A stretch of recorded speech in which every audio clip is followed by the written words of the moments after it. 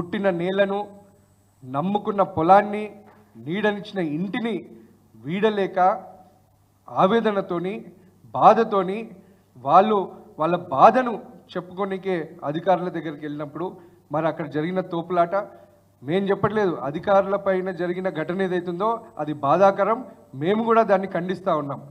కానీ ఇదేదో కుట్రపూరితంగా చేసిర్రు అని చెప్పి వాళ్ళపైన ఏదైతే నింద వేస్తున్నారో అది తప్పు అని చెప్పి మేము చెప్తా ఉన్నాం.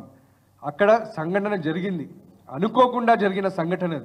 ఆ సంఘటనను ఏదో కుట్రపూరితంగా చేసిర్రు, వాళ్ళు ఏదో టెర్రరిస్టులు అన్నట్టుగా మరి వాళ్ళని ఈరోజు చూపెట్టడము, వేలెత్తి చూపెట్టడము, వాళ్ళపైన ఇంత కక్షపూరితంగా మొత్తం గ్రామంలో ఒక భయానకమైన వాతావరణాన్ని ఈరోజు నెలకొల్పి వాళ్ళందరినీ ఏదో ఉగ్రవాదులను తీసుకుపోయి జైళ్ళల్లో పెట్టినట్టు రాత్రి 2 గంటలకు బందిపోట్ల వచ్చినట్టు ఊరి మీద పడి మరి అధికారులు ఏదైతే ప్రవర్తించినరో దాన్ని కూడా ఎవ్వరు కూడా ఊరుకునేది లేదు, దాన్ని సహించము, దాన్ని ఖండిస్తూ ఉన్నాం.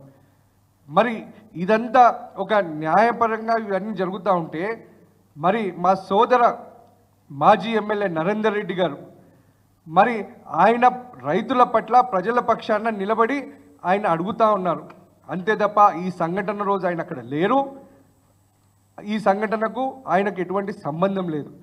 అయినా కానీ పాత రోజుల్లో మరి అక్కడ ముఖ్యమంత్రిని ఓడించినాడు అనే కక్షపూరితం, అదేవిధంగా ఎట్టి పరిస్థితుల్లో మరి నరేందర్ రెడ్డి గారి గొంతుని నొక్కేయాలనే ఒక కుట్రతోని ఈరోజు ఆయనని A1 ముద్దాయిగా పెట్టి మరి ఆయనని అనవసరంగా ఈరోజు జైలుకు పాలు చేసినారు. అంతేకాదు ఈరోజు చూసినట్టయితే మరి రైతుల పక్షాన నిలబడిన ఒక మంచి నాయకుడిగా నరేందర్ రెడ్డి గారు రైతుల మనసుల్లో ఎప్పటికీ నిలిచిపోతారు. కానీ ఇక్కడ జరుగుతున్నాయి మరి చూడాలి. మరి అంత మంచి పంట పొలాల దగ్గర ఫార్మా విలేజ్ అవసరం ఏంది? సంకన పిల్లని పెట్టుకొని ఊరంతా ఎత్తికినట్టుంది ఇది. హైదరాబాద్ కూటవేర దూరంలో బీఆర్ఎస్ ప్రభుత్వం 14,000 ఎకరాలను రైతులను మెప్పించి ఒప్పించి కూడపరిచి బ్రహ్మాండమైన ఫార్మా సిటీని డెవలప్ చేద్దామని చెప్పి చేస్తే మరి దాన్నేమో ఈ కాంగ్రెస్ ప్రభుత్వం క్యాన్సిల్ చేస్తుంది. ఎన్నికల ముందు అక్కడ రైతులకు చెప్తారు ఫార్మా సిటీని క్యాన్సిల్ చేసి మీ భూములను మీకు ఇస్తామని చెప్పి, మరి ఇప్పుడు దాని ఊసే లేదు. దాన్నేమో రియల్ ఎస్టేట్ వ్యాపారం చేస్తారంట. ఉన్నదాన్ని వదిలి ఈరోజు మంచి పంట పొలాలున్న ప్రాంతాన్ని ఒక కలుషిత ప్రాంతంగా మారాలనే కుట్రలో మరి ఆంతర్యం ఏంది అని చెప్పి నేను ఈరోజు ప్రశ్నిస్తూ ఉన్నాను. మరి రైతులకు ఎవరికి ఇష్టం లేనప్పుడు, ఆ ప్రాంతంలో ఎవరికి ఇష్టం లేనప్పుడు మరి ఎందుకు మీరు ఇంత పంతాన్ని పట్టుకొని ఉన్నారు? మీరు ఎందుకు దానిపైన ఇంత కక్ష సాధింపు చేస్తూ ఉన్నారని చెప్పి నేను ప్రభుత్వాన్ని ప్రశ్నిస్తూ ఉన్నాను. అది కాకుండా ముఖ్యమంత్రి గారు ప్రాతినిధ్యం వహిస్తున్న కొడంగల్లో ఈ విధమైన సంఘటన జరగడం అంటే మరి మిగతా రాష్ట్రంలో ఏమేం జరుగుతాయో అని భయంలోకి ఈరోజు ప్రజలు వెళ్తూ ఉన్నారు. మేము ఈరోజు చెప్తా ఉన్నాం, బీఆర్ఎస్ పార్టీ నాయకులు, బీఆర్ఎస్ పార్టీ కార్యకర్తలు మేమందరం అండగా ఉన్నాం. తప్పకుండా ప్రజల పట్ల, రైతుల పట్ల మేము ఎప్పటికీ మాట్లాడుతూనే ఉంటాం, ఎప్పటికీ మీకు అండగా ఉంటాం. నరేందర్ రెడ్డి గారికి మేము ఈరోజు అండగా ఉన్నాం, వాళ్ళ కుటుంబానికి అండగా ఉన్నాం, ఆ రైతులకు అండగా ఉన్నాం. తప్పకుండా మీ పట్ల ఉండి మీకు న్యాయం జరిగేంత వరకు మేము కృషి చేస్తామని చెప్పి నేను తెలియజేస్తా ఉన్నాను. ఇక ఇదంతా జరుగుతుంటే జిల్లాకు నేనే పెద్ద దిక్కు, జిల్లాకు నేను చేసింది ఎవరు చేయలేదు అని చెప్పి తిరుగుతూ ఉంటాడు పట్నం మహేందర్ రెడ్డి గారు. ఇక ఆయన ఊసేడుంది, ఆయన ఎందుకు గత వారం రోజుల నుంచి ఏడ కనిపిస్తుంది? నిన్ననో మొన్ననో ఒక మన సోషల్ మీడియాలో చూసిన ఒక విలేకరి ఈ సంఘటన పైన స్పందించమంటే నేను స్పందించా అని ఉరుకుతూనే ఉన్నాడు. మరి ఎందుకు ఇంత భయము? ఎందుకు స్పందిస్తలేవు? జిల్లాకు నేను పెద్ద దిక్కుని, జిల్లాకు నేను ఉద్ధరిస్తా అనేటువంటివి ఈరోజు ఇంత పెద్ద సంఘటన, ఈరోజు తెలంగాణ రాష్ట్ర వ్యాప్తాన్నే ఈరోజు ప్రజలను ఈరోజు వణికిస్తున్న సంఘటన జరిగితే మరి నీ నోటి నుంచి ఎందుకు మాట వస్తలేదు మహేందర్ రెడ్డి గారు అని చెప్పి నేను ఈరోజు ప్రశ్నిస్తా ఉన్నా. అంతేకాదు ఇంకో విచిత్రం ఏంటంటే గత 35 ఏళ్ల మహేందర్ రెడ్డి రాజకీయ జీవితానికి రథసారథి మా సోదరుడు మాజీ ఎమ్మెల్యే నరేందర్ రెడ్డి గారు. ఆయన సొంత సోదరుడు, సొంత కుటుంబం. సొంత రక్తం. మరి ఈరోజు ఎంత అన్యాయం అంటే వాళ్ళ కుటుంబంలో 90 ఏళ్ల తల్లి ఆమె ఆవేదన నీకు కనిపిస్తలేదా? నరేందర్ రెడ్డి గారి భార్య పిల్లల కన్నీళ్లు నీకు కనిపిస్తలేవా? నీ తోడబుట్టిన వాళ్ళ ఆవేదన నీకు కనిపిస్తలేదా? ఇవన్నీ కాదు అని చెప్పి ఈరోజు కోతికి కొబ్బరి చిప్ ఇచ్చినట్టు ఆ చీప్ విప్ ఏదో తీసుకున్నావు. ఇక ఆల్ ఇండియా లారీ పర్మిట్ తీసుకున్నట్టు ముఖ్యమంత్రి దగ్గర నాకు ఒక ఠికానా లేదు సార్, నేను ఊరి మీద పడి తిరుగుతా అని చెప్పి ఆ లారీ పర్మిట్ తీసుకున్నట్టు తీసుకున్నావు. ఇక ఊరి మీద పడి తిరుగుతున్నావు. అరే రైతుల పట్ల మాట్లాడు. ఈ రోజు దాకా మరి నువ్వు ఎందుకు మన ఆ రైతుల దగ్గరికి ఎందుకు పోలేదు? ఈ సంఘటన పైన ఎందుకు స్పందించలేదు? కేవలం నీకు పదవీ దాహం తప్ప, కేవలం నీ ఆస్తులను కాపాడుకోనికే తప్ప, కేవలం నీ రాజకీయ భవిష్యత్తు, రాజకీయ ఉనికి తప్ప నీకు సొంత కుటుంబం పంటే అసలు చల్లం లేదు. ఇక నువ్వు సొంత కుటుంబాన్ని పట్టించుకున్నప్పుడు నువ్వు ప్రజలకేం చేస్తావు? నువ్వు జిల్లాకి ఏం న్యాయం చేస్తావు?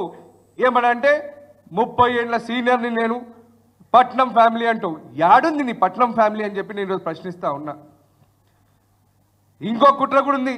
ఈరోజు నరేందర్ రెడ్డి గారు జైలు పోవడంలో ముఖ్యమైన కుట్ర పోషించింది మహేందర్ రెడ్డి అని చెప్పి నేను తెలియజేస్తా ఉన్నా. మరి ఆయన కాంగ్రెస్ పార్టీలో పోయినప్పుడు నరేందర్ రెడ్డి గారిని కూడా కాంగ్రెస్ పార్టీలోకి రమ్మన్నాడు.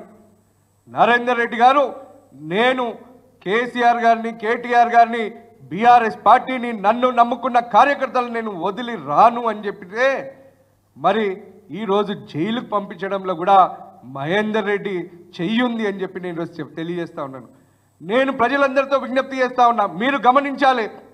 మరి ఈరోజు మహేందర్ రెడ్డి కానీ, ఇక ఆయన సతీమణి సునీతా మహేందర్ రెడ్డి గారు 3 సార్లు జెడ్పీ చైర్మన్గా మరి బాధ్యతలు నిర్వహించింది. జిల్లా ప్రజలందరూ నా బిడ్డలు అంటూ ఉంటుంది ప్రతి స్పీచ్లో ఆమె. మరి ఈరోజు దుద్యాల లగచర్ల గ్రామస్తులు నీ బిడ్డలు కాదా? ఈరోజు వాళ్ళ పట్ల ఎందుకు మీరు ఎవరు మాట్లాడతలేరు? ఈరోజు ఆ కడా చైర్మన్ వెంకటరెడ్డి గారిని పోయి పరామర్శించిన వాళ్ళు మీరు మరి మీ సొంత కుటుంబాన్ని పరామర్శించలేకపోయారు. మీరు ఆ రైతులను పరామర్శించడానికి పోలేదు.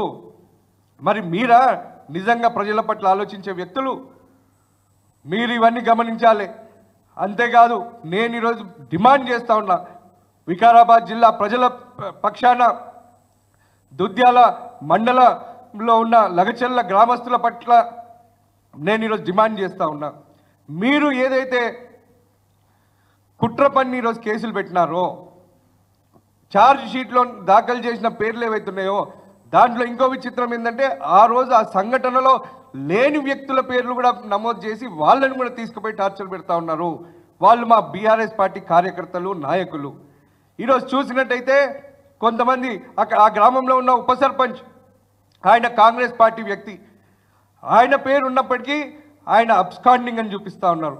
అట్లా ఒక 11 మంది కాంగ్రెస్ పార్టీకి సంబంధించిన కార్యకర్తలను ఈరోజు అబ్స్కాండింగ్ అని చూపిస్తూ ఉన్నారు. మరి మిగతా వాళ్ళు దొరుకుతారు ఎట్లా? మరి వీళ్ళు దొరకరు ఎట్లా? మరి ఇదంతా పోలీసులు కేవలం వాళ్ళు ప్రేక్షక పాత్ర పోషిస్తున్నారు తప్ప ఇక్కడ నడుపుతున్నదంతా కూడా కాంగ్రెస్ బడా నాయకులు అని చెప్పి నేను ఈరోజు తెలియజేస్తా ఉన్నాను. మీరు తక్షణమే నరేందర్ రెడ్డి గారికి ఈ కేసుకి ఎటువంటి సంబంధం లేదు కాబట్టి ఆయనను బేషరతుగా రిలీజ్ చేయాలి అని చెప్పి నేను డిమాండ్ చేస్తా ఉన్నా. అదేవిధంగా అక్కడ అభం శుభం తెలియని ఆ రైతులను మరి ఇంత టార్చర్ పెట్టాల్సిన అవసరం లేదు. న్యాయబద్ధంగా వాళ్ళకి ఏదైతే శిక్ష ఉంటుందో అది జరుగుతుంది. అది జరిగినప్పుడు కానీ మీరు ఈ విధంగా వాళ్ళని టార్చర్ పెట్టడం, ఆ సంఘటనలతో సంబంధం లేని వాళ్ళ పేర్లు పెట్టి మళ్ళీ వాళ్ళని ఇబ్బంది పెట్టడం, వాళ్ళ కుటుంబాలను ఇబ్బంది పెట్టడం ఇది తగదు. మీరు తక్షణమే దీన్ని మానుకోవాలి. వాళ్ళందరినీ వెంబటే రిలీజ్ చేయాలని చెప్పి మేము డిమాండ్ చేస్తూ ఉన్నాం. అదేవిధంగా ఇక మహేందర్ రెడ్డితో కూడా డిమాండ్ చేస్తున్నాం. నీకు ఇంత మాత్రం నీకు కుటుంబం పట్ల మమకారం ఉన్నా, నీకు చీము నెత్తులున్నా, నువ్వు నిజంగా పట్నం కుటుంబంకి సంబంధించిన వాడివైతే మళ్ళీ కుటుంబం మొత్తంకి నువ్వు సపోర్ట్ చేయాల్సిన అవసరం ఉంది. నువ్వు ముందు నీ ఎమ్మెల్సీ పదవికి నీ చీఫ్ విప్ రాజీనామా చేయి. రాజీనామా చేసి నీ కుటుంబానికి అండగా నిలబడు. మేము కూడా నీకు అండగా నిలబడతాం. అంతేగాని ఈ పదవుల కోసం, ఈ రాజకీయం కోసం, ఈ డబ్బు దాహం కోసం నీ ఆస్తులను కాపాడుకోనికే గిట్లా చేసినావంటే ఆల్రెడీ ప్రజలందరూ మాట్లాడుతున్నారు. 30 ఏళ్ళుగా జిల్లాకు పట్టిన శని పోయిందనుకుంటే గా శని పట్నం కుటుంబానికి పట్టుకుంది అని చెప్పి ఈరోజు ప్రజలందరూ మాట్లాడుతున్నారు. అని నమ్ముతున్నారు. ఏడ చూస్తాడా. ఇప్పటికైనా నీ గౌరవాన్ని నువ్వు నిలబెట్టుకో. నీ 35 ఏళ్ళ రాజకీయ జీవితం ఈరోజు ఇటువంటి చెడ్డ పేరు రావద్దంటే ఇప్పటికైనా కళ్ళు తెరువు మహేందర్ రెడ్డి. కళ్ళు తెలిసి మరి న్యాయం చేయి. నీ పదవికి రాజీనామా చేయి. నీ తమ్ముడి కుటుంబానికి అండగా నిలబడు. నీ తమ్ముని కోసం నిలబడు. నిన్ను నమ్ముకున్న జిల్లా ప్రజలకు న్యాయం చేయి. ఆ రైతులకు న్యాయం చేయి అని చెప్పి నేను డిమాండ్ చేస్తూ ముగిస్తా ఉన్నాను. జై హింద్, జై తెలంగాణ, జై కేసీఆర్.